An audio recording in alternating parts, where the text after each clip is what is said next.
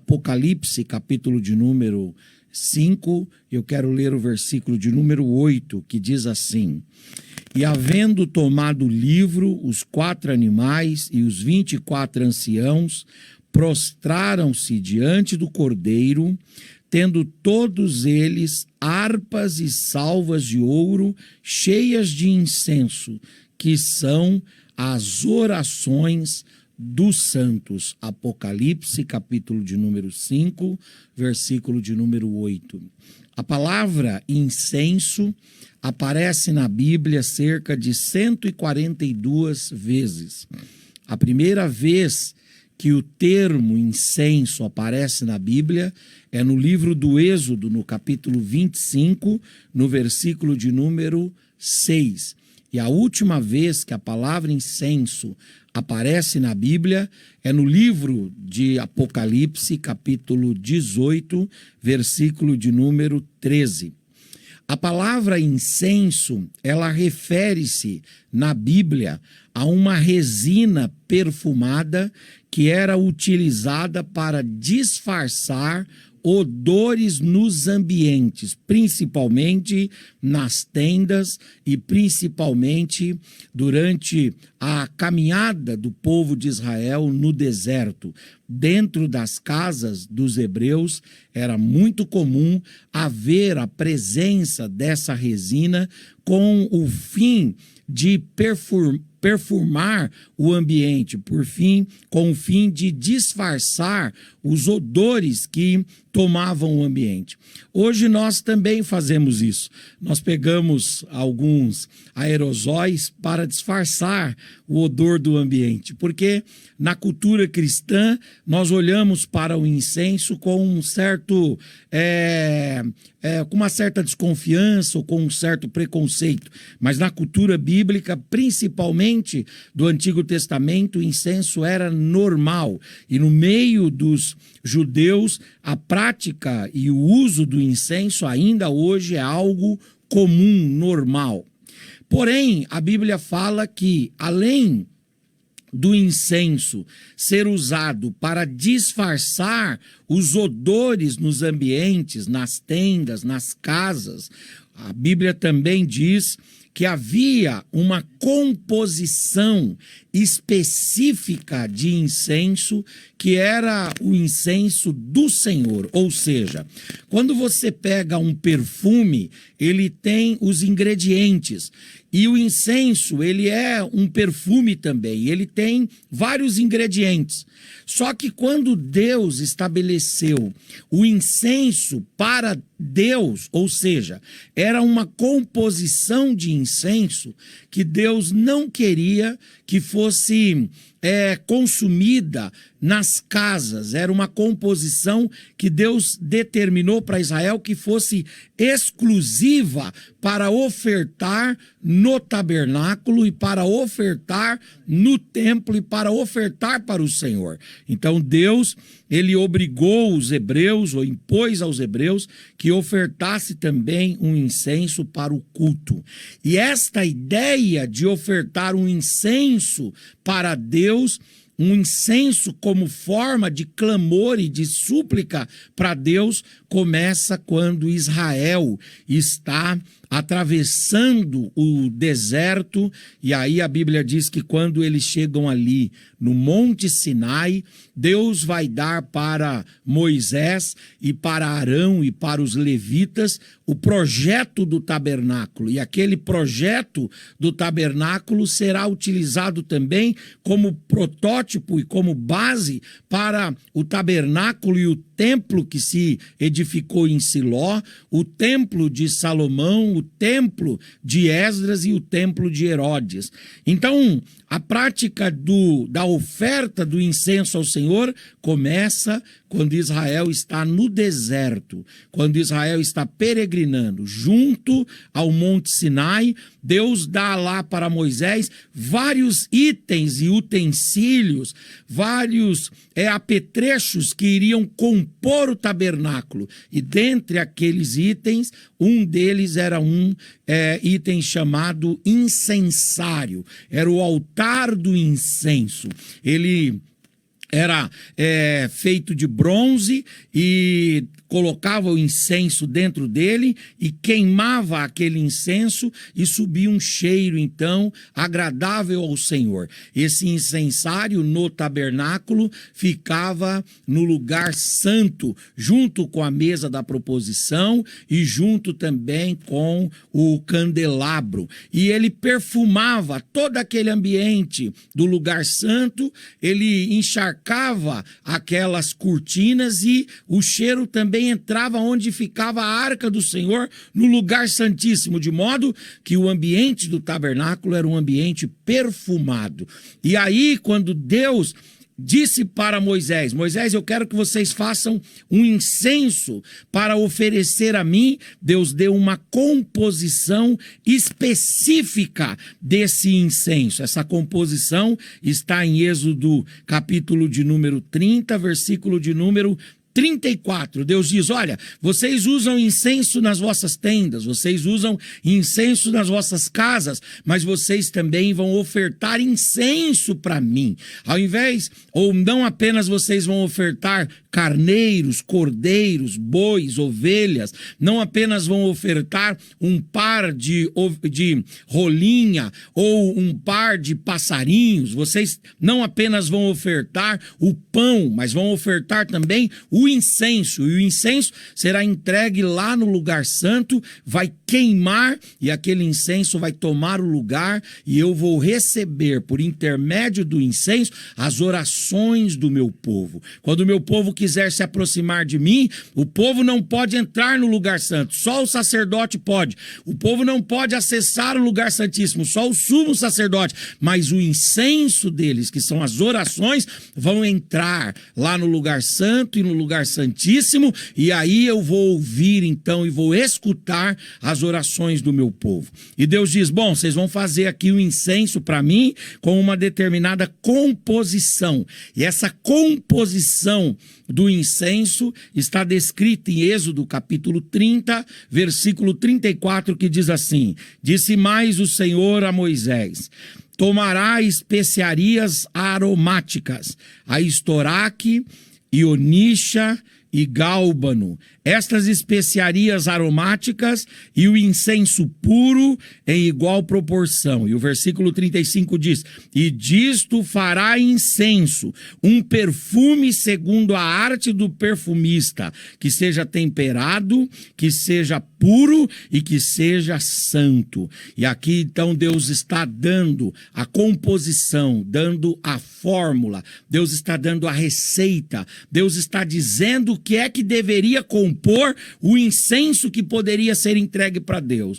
Não, aqui nós não temos tempo para isso, mas se nós fôssemos fazer uma análise minuciosa no capítulo 30 de Êxodo, que Deus dedica um capítulo inteiro do livro de Êxodo para falar sobre o incenso, Deus fala lá que o incenso que as pessoas faziam para elas mesmas, elas podiam trocar, podia queimar o incenso aqui numa casa, na outra casa, lá na outra tenda, mas o incenso que era com essa composição específica, não podiam queimar em suas casas, e não podiam levar para as outras casas, e não podiam queimar diante dos homens. Esse incenso só podia ser apresentado diante de Deus. E por que isso? Porque quando esse incenso fosse queimado lá no lugar santo, ele penetraria o lugar santíssimo e ele chegaria na arca do concerto, aonde estava a presença de Deus. É muito interessante o que Deus está fazendo através do incenso. Ele está dizendo assim: eu sei que o povo de Israel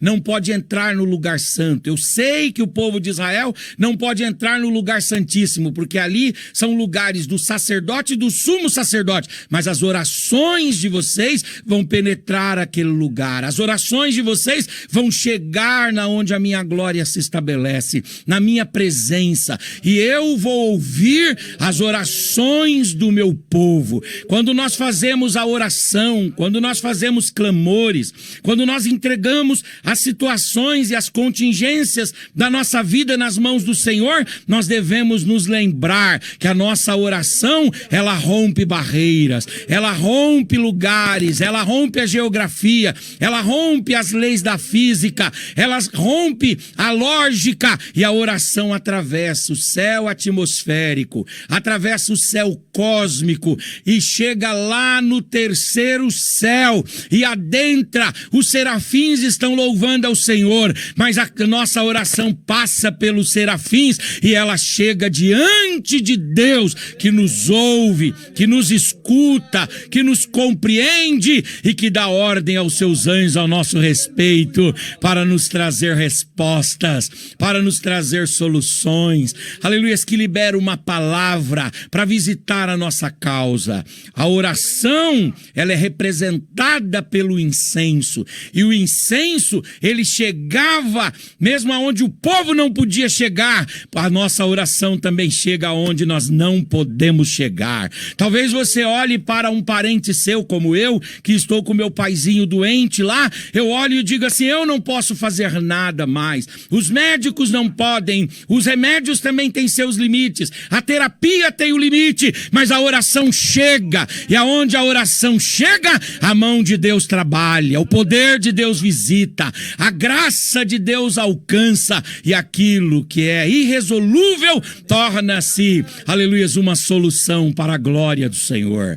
Talvez você esteja me ouvindo esta noite, e você, aleluia, está aí com o seu coração amargurado, seja por causa da doença sua, de alguém da sua família, seja por causa de alguém que está precisando de uma libertação, seja por causa da carência financeira, econômica. Talvez você esteja desempregado, talvez você esteja aflito no coração, desestimulado, como cantou aqui o Ivanildo, desesperançado. Talvez você esteja frustrado, e aí você diga assim: eu não posso mais alcançar, eu não posso mais chegar. Mas eu digo para você agora, nesse momento, se você fechar os seus olhos, se você ligar o seu pensamento nos céus, e se você fizer uma oração a Deus, a sua oração vai chegar na onde você não pode chegar, e a sua oração vai trazer para você respostas. É muito interessante porque Deus dá aqui a composição do incenso. E ele diz: o incenso tem que ter a onixa. A onixa era um molusco tirado do fundo do mar Mediterrâneo. Muito encontrado lá no mar Mediterrâneo. Esse molusco, ele era usado como um dos materiais para a formação do incenso. E aí como é que Moisés então fazia para buscar esse molusco, a onixa?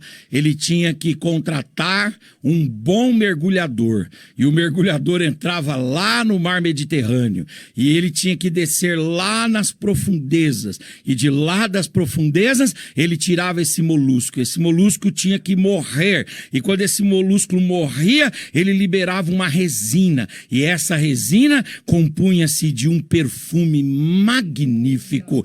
Aqui Deus está dando uma mensagem para nós a respeito de um caractere que tem que ter na nossa oração. A nossa oração tem que ter esse caractere, essa marca, tem que ter essa insígnia, tem que ter esse estigma. A nossa oração, ela tem que ser marcada com a profundidade também. A onixa você não encontra na superficialidade. A onixa você não encontra em fontes rasas. A onixa você não encontra em mares rasos. Não, tem que ser lá no fundo do mar Mediterrâneo. Quanto mais profunda a nossa oração, mais ela penetra no coração de Deus, mais ela adentra na sala do trono. Quanto mais profunda, às vezes a gente está fazendo uma oração tão profunda que nos falta palavras, nós não temos palavras, nós não temos mais o que dizer, e nós apenas gememos, balbuciamos, lamuriamos o nosso coração. os homens não conseguem compreender, mas naquela profundidade da nossa oração, Deus nos ouve, Deus nos escuta e Deus nos visita para a glória do seu nome. Não aceite fazer rezas, não aceite viver de prosas, não aceite viver de orações ensaiadas, plásticas, frias, superficiais, distantes. Não, em nome de Jesus, Deus me traz aqui para falar esta palavra para você. Você precisa desenvolver o hábito de fazer orações profundas, orações, aleluias, que tocam de fato e de verdade no seu coração, que expressam de fato e de verdade o que você leva na alma, o que você leva na mente, o que você leva no coração. Deixe o seu coração ser desnudado, deixe a sua mente ser desnudada, deixe a sua alma ser desnudada e traga uma oração profunda para Deus, como profunda era a Oníxa também. Mas a composição do incenso não era apenas com base na oníxa, havia também o gálbano. E o que era o gálbano? O gálbano era um arbusto que ele liberava um perfume quando ele era amassado e prensado. E ele não era obtido nas campinas floridas. Não. Você, para conseguir o gálbano, você tinha que ir no deserto. Era lá no deserto, na aridez do deserto, na solidão do deserto, nas ameaças do deserto, nas perseguições do deserto, nas inseguranças do deserto, no calor causticante do deserto, no frio que causava hipotermia no deserto. Era lá, aleluia, que Moisés mandava buscar o arbusto, e ele trazia esse arbusto e colocava esse arbusto sobre uma pedra, e ele ia batendo nesse arbusto, ele dava muitas pancadas, e conforme ele ia dando pancadas, ele liberava um sumo, e aquele sumo era extremamente perfumado. Aqui está falando de um outro aspecto da nossa oração. A nossa oração, ela torna-se uma oração mais intensa, ela torna-se uma oração mais verdadeira, ela torna-se uma oração mais refinada, aleluia, quando nós estamos sendo amassados, quando nós estamos sendo prensados, quando estamos atravessando os desertos, é na sequidão, é na aridez, é nas dificuldades, é nas provas, é nas noites sombrias, é na solidão, é naqueles dias difíceis, são aqueles dias difíceis que nós dizemos assim, nós não temos ninguém por nós. É aí que, se dobrarmos os nossos joelhos, aleluia, nós vamos oferecer para Deus o nosso gálbano também, que é uma oração obtida pela dor, uma oração obtida pelo sofrimento, pela amargura e pela angústia, mas uma oração verdadeira para a glória do Senhor. Charles Haddon Spurgeon, ele dizia que Deus, ele faz os seus servos com basicamente 3 ingredientes. Para ele forjar um servo, Spurgeon dizia, ele precisa apenas do fogo, ele precisa apenas da bigorna e ele precisa apenas da marreta. Aleluias! Deus, para forjar um filho dele, um salvo, um liberto, um reconciliado, alguém que de fato e de verdade exale o bom perfume de Cristo, Deus de vez em quando nos submete às pancadas, nos submete aos reveses, nos submete às dificuldades. E aí você diz assim, mas poxa vida, eu não vou suportar. O Spurgeon mesmo responde dizendo, mas fique tranquilo, ferro de Deus, fique tranquilo, instrumento de Deus, porque você está nas mãos do bom ferreiro. Ele sabe aonde dar a pancada, ele sabe também trazer restauração. E quando nós saímos da forja de Deus, nós saímos preparados para destruir fortalezas, para cumprir propósitos, para viver ideais do Senhor e para marcar o nosso tempo e a nossa geração. Deus está te chamando esta noite para que você faça faça uma oração mesmo em meio aos seus desertos, mesmo em meio à sua escassez, mesmo em meio às suas aflições. Oferte a Deus as orações mais profundas e oferte a Deus uma oração intensa em suas aflições para a glória do Senhor. E aí o texto diz que o incenso não era apenas composto pela onixa e pelo gálbano, ele era também composto pela estoraque. A estoraque era uma folha produzida lá na Ásia Menor. Na Ásia Menor, tinha que mandar viajar lá para a região da Ásia Menor. E aí lá eles buscavam uma folha e colocavam essa folha no fogo. E aí esquentavam. E quando esquentavam, aquela folha ia liberando como se fosse um óleo. E aquele óleo era jogado para forjar e para fazer e para confeccionar o incenso. A estoraque, ela representa a oração que nós temos que fazer com fervor. É uma oração no fogo. Aleluias, não apenas no fogo das provas do deserto, mas também uma oração no fervor do Espírito, no ânimo do Espírito, com as palavras do Espírito, com a entrega do Espírito, com a gratidão do Espírito, com o amor do Espírito, com a fé do Espírito, com a graça do Espírito, com o avivamento do Espírito, com o renovo do Espírito. É uma oração aquecida, é uma oração que aquece o coração, é uma oração que aquece a mente, que ferve o corpo, que aquece o ambiente, que aquece pessoas. É uma oração, aleluias, que faz de fato e de verdade de homens ministros abrasadores, que levam o fogo de Deus por onde eles andarem para a glória do Senhor.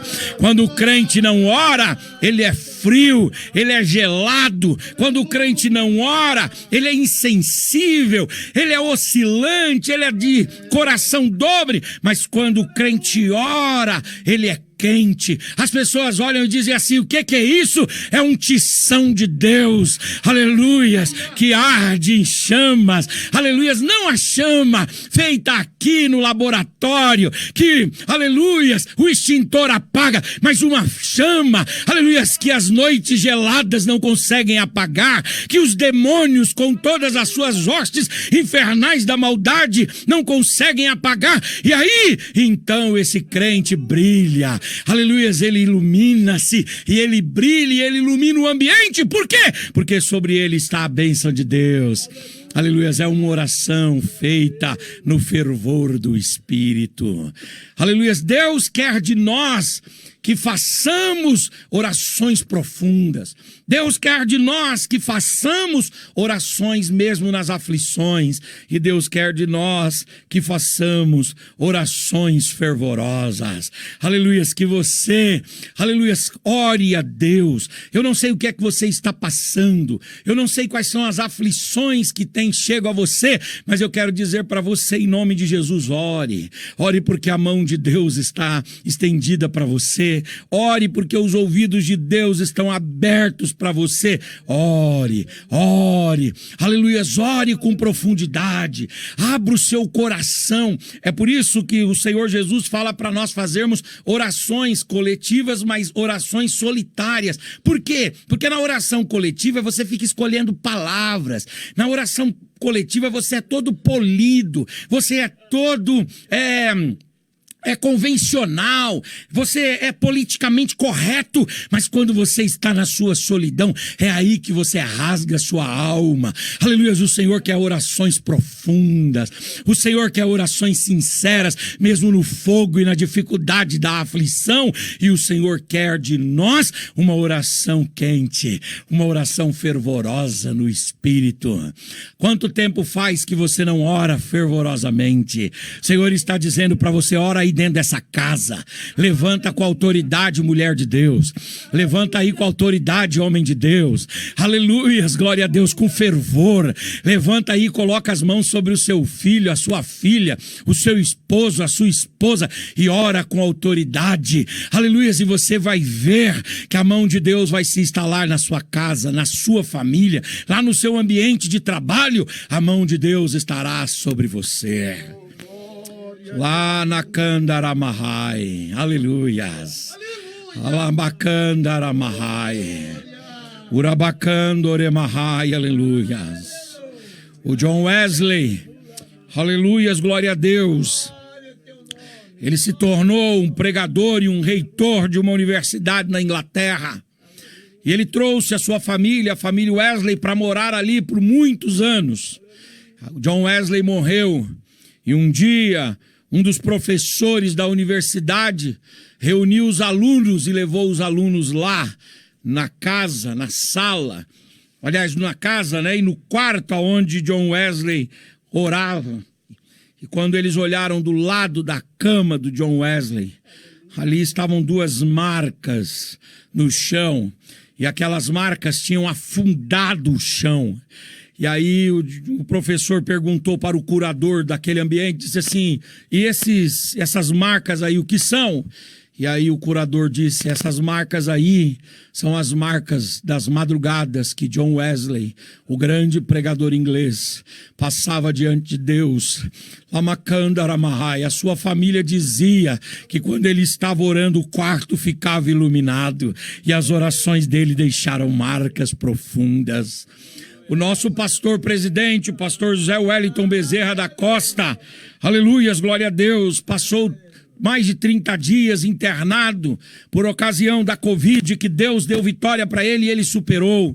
E aí eu estava lá, lá no Belém, na Escola Bíblica de Obreiros, quando foi contado o testemunho dele ali, que eu achei muito interessante.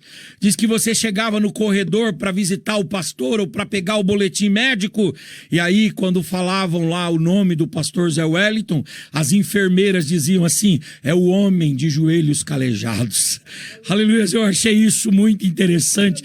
Se você for internado hoje, como é que você vai ficar conhecido? Cada um de nós tem que ser conhecido como homem de joelhos calejados. A mulher de joelhos calejados, homens e mulheres poderosas em Deus, aleluias, que marcam os ambientes, aleluias, que marcam o lugar da oração. Que Deus nos dê isso em nome de Jesus.